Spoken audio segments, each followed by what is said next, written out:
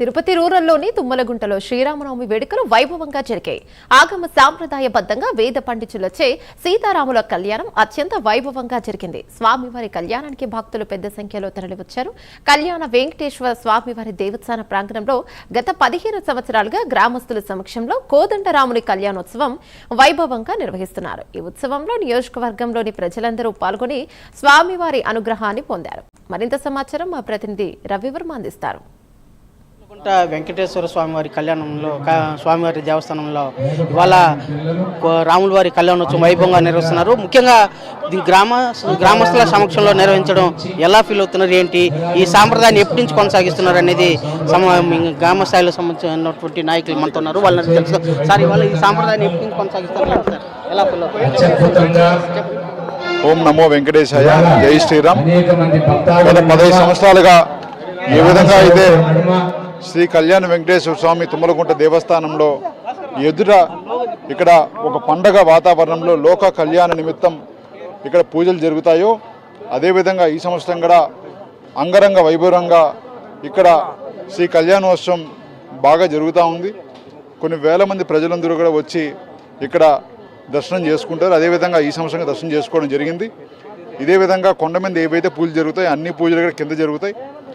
పార్టీలకి, కులాలకి, మతాలకి అతీతంగా శ్రీరాముని కళ్యాణం ప్రతి ఒక్కరూ వీక్షించాల్సిందిగా కోరుకుంటూ ఓం నమో వెంకటేశాయ, జై శ్రీరామ్. ఇది ప్రధానంగా పార్టీలకు అతీతంగా ప్రజలందరూ కూడా ఐక్యంగా ఉంటూ ఈ ఉత్సవాన్ని వైభవంగా నిర్వహించాలని చెప్పేసి కూడా ఈ కార్యక్రమం నిర్వహిస్తూ వస్తున్నారు. మనం చూడొచ్చు తుమ్మలగుంటలోని కోదండ వెంకటేశ్వర స్వామి ఆలయం వద్ద సాంప్రదాయబద్ధంగా స్వామివారి కళ్యాణోత్సవం రాములవారి కళ్యాణోత్సవాన్ని నిర్వహిస్తున్నారు. గ్రామస్తుల సమక్షంలో గ్రామస్తులందరూ కూడా అన్ని రాజకీయాలకు అతీతంగా అందరూ పాల్గొని స్వామివారి కృపా కటాక్షాలు పొందుతూ ఉన్నారు.